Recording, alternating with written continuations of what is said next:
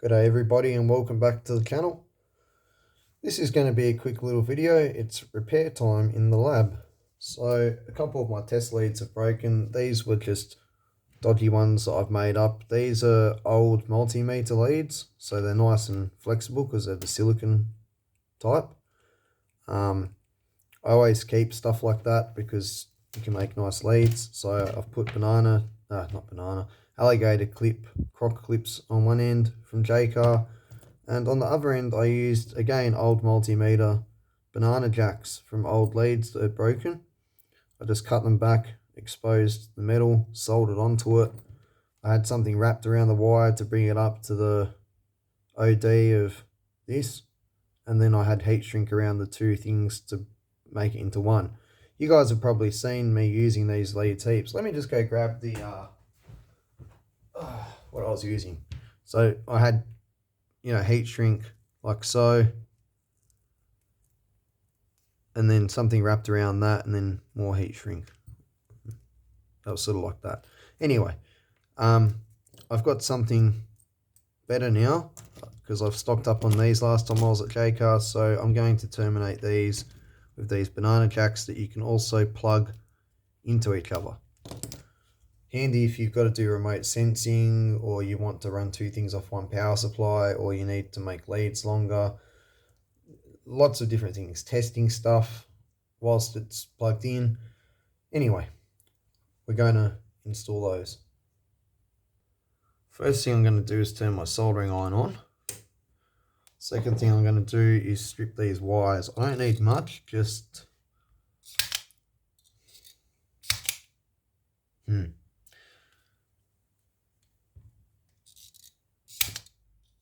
that'll do. I'll just clean them up with little cutters, flush cutters.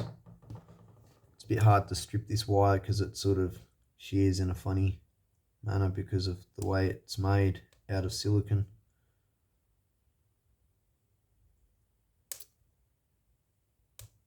Alright, I'll just clean these up.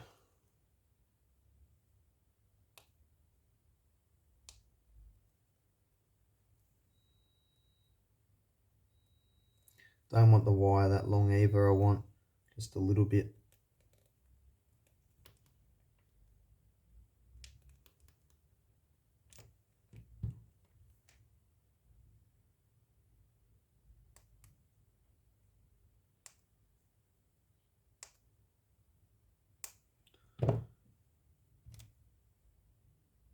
Like that. Just give these wires a quick twist, twisty.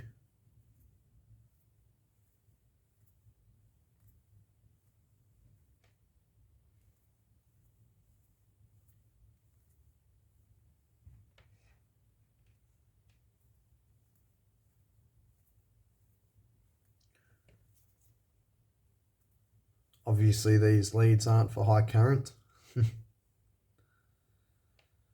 but still handy.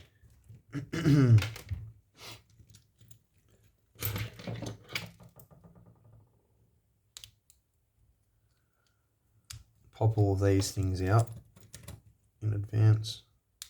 You don't actually need to feed the wire through anything before you solder it because these just pop together, which is good because I've got a habit of wiring stuff up and forgetting something like to put the plug cover over the wire first, or to put the heat shrink over it first, and then I'll solder them. Excuse me, can you get down? Thank you. And then I'll solder them, and then I'll realise afterwards that I need to unsolder everything so I can put a cover on, or heat shrink wires or something like that,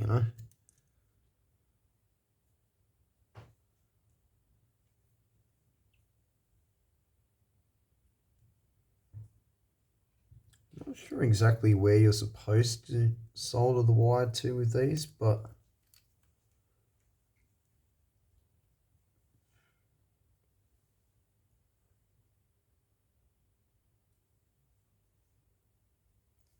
I'm just going to take one of these out and have a quick look.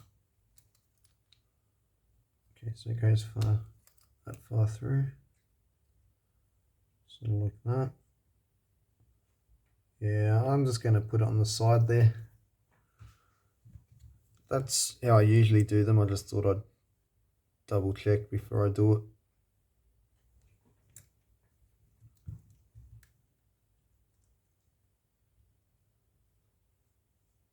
These plugs really hold the wire good too, so it can't come out or snap from use, like wiggling the wire backwards and forwards as you're plugging stuff in and out. Alright, let's get these ready.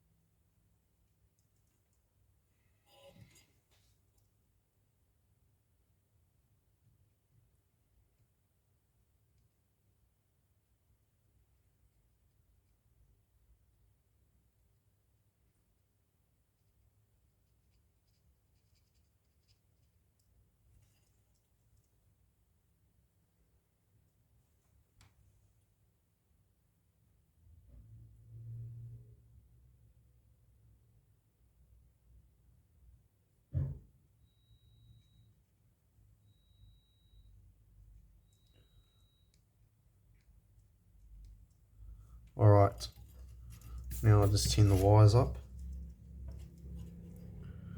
Well, those wires seems a bit longer than the rest.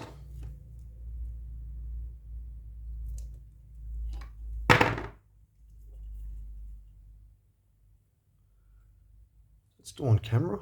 Yeah, cool.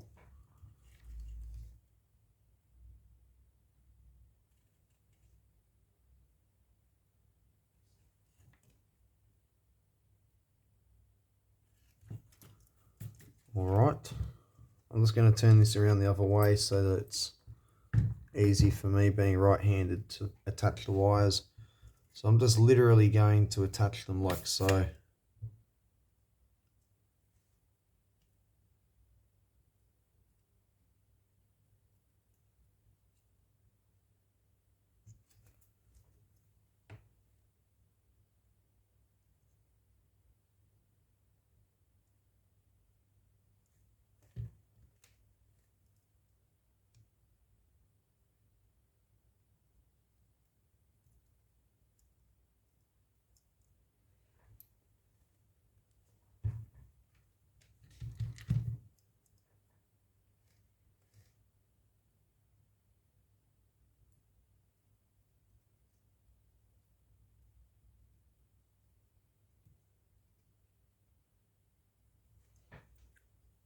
Good enough?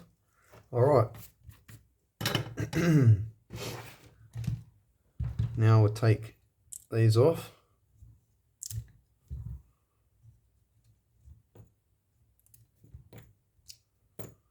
Put the helping hands off to the side. I'll just make sure that these have cooled down before I put the plastic back on them, because otherwise it could melt the plastic. But no, they're quite cool already. So that's in, and then this, as it shuts, this piece here and the back of this and this little circle here forms a really tight lock against the wire. It's not really tight, but it does the job, and it certainly makes it so that the wire can't swivel or like bend off of where it's soldered down, so it won't snap. You can pull it out, it doesn't stop it in that regards. It holds it tight. If you give it a little tug, it won't pull out, but if you put force on it, yeah, you could rip the wire out. But they're pretty good. These are made by SCI. I think it's an Australian company. They sell these in J-Car. But the SCI connectors, I have found, have always been decent quality compared to the other stuff that they sell at J-Car. So I just buy the SCI brand stuff. And there you have it. 4 new banana jacks to alligator leads. These can go back up on the wall now. Alright, thanks for watching. If you like my content, please give me a like and a subscribe. And I'll see you all soon. Take care now and happy tinkering.